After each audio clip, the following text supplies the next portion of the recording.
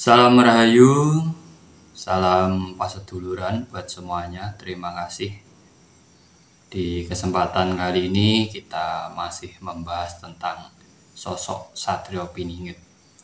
Dari pembahasan ke pembahasan, tanda-tanda tentang zaman edan itu sangat terasa dari pembahasan-pembahasan yang sering kita sampaikan, bahwa tanda-tanda di zaman edan itu yang benar jadi salah, yang salah jadi benar. Kalau pembahasan Satrio Piningit ini sebenarnya kesuksesan penjajah membingungkan anak bangsa. Jadi semua serba kebingungan. Ada yang ngaku, ada yang bilang bisa mengatur alam semesta, ada yang bilang pegang kunci harta amanah, ada yang bilang beginilah, begitulah. Itulah kesuksesan penjajah mengombang-ambingkan anak bangsa, membuat narasi sehingga anak-anak generasi penerus Nusantara ini kebingungan. Sebenarnya kalau kita membahas soal Satrio Piningit, muncul tidak muncul itu tergantung generasi penerus bangsa ini ataupun generasi penerus Nusantara ini. Mau kembali ke jati dirinya atau tidak, mau kembali ke kesadaran dirinya atau tidak. Sebenarnya semakin banyak yang ngaku itu semakin bagus. Tapi kalau cuma ngaku tidak ada dhamma baktinya, tidak ada perbuatannya ataupun pembuktiannya pada dirinya sendiri ataupun lingkungan di sekitarnya, hanya ngaku-ngaku saja, ya jadinya ya halusinasi semuanya. Karena kemunculan sosok Satrio Piningit ini tergantung dari generasi penerus Nusantara ini. Mau ndak kembali ke kesadaran diri, mau ndak mengakui ibu pertiwinya sendiri, mau ndak memperjuangkan kembali ajaran-ajaran leluhurnya sendiri, mau ndak bangga dengan budayanya sendiri, mau ndak memegang tongkat pedoman hidup dari leluhur-leluhurnya sendiri.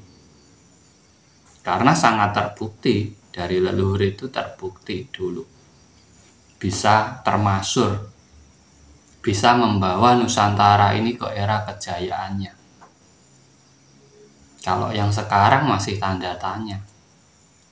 Pada kenyataannya yuk kita mengalami seperti ini. Nah, ini mau ndak kembali ke awal? Orang yang bisa tahu awalnya, dia akan tahu akhirnya.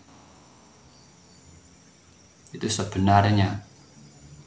Kalau kita hanya mengikuti narasi yang katanya kenal, sebenarnya ya belum kenal. Yang katanya tahu keadaannya seperti ini, seperti itu ya juga karangan, narasi saja.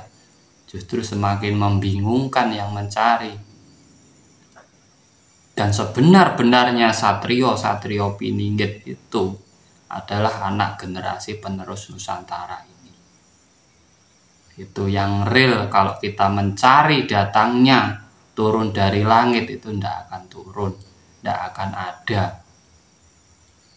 Dan sosok-sosok Ratu Adil itu adalah simbol dari diri kita masing-masing. Bisa ndak menjadi sosok kesatria dan bisa ndak memimpin diri kita sendiri agar terselamat dari akhir zaman, pergantian era. Akan ganti era baru, akan ganti tatanan baru nantinya. Nah, ini sebenarnya pembahasan tentang Satrio Piningit yang sebenarnya. Kalau kita hanya mengikuti narasi, semakin banyak orang masuk ke halusinasi. Ada yang ngomong bisa mengatur alam, ada banjir ya bingung. Ada ngomong sakti, tidak bisa makan ya bingung. Itulah narasi namanya. Jadi menyampaikan tetapi dengan karangan sendiri. Tidak mau menyadarkan kembali saudara-saudaranya yang sedang kebingungan.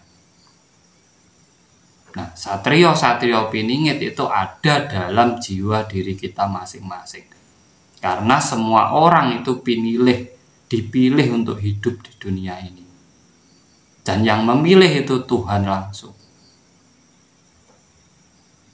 Dan semua orang itu diberi tugas menjaga alam di sekitarnya, menjaga dirinya, menjaga keluarganya, menjaga yang lainnya, saling menjaga satu dengan yang lainnya. Apabila kita tidak berani bangkit menjadi kesatria yang sejati, yang mau berjuang untuk kemakmuran diri kita sendiri, siapa yang mau? Sedangkan Tuhan, seseorang yang ingin merubah nasibnya, tidak ada orang lain yang bisa kecuali orang itu sendiri.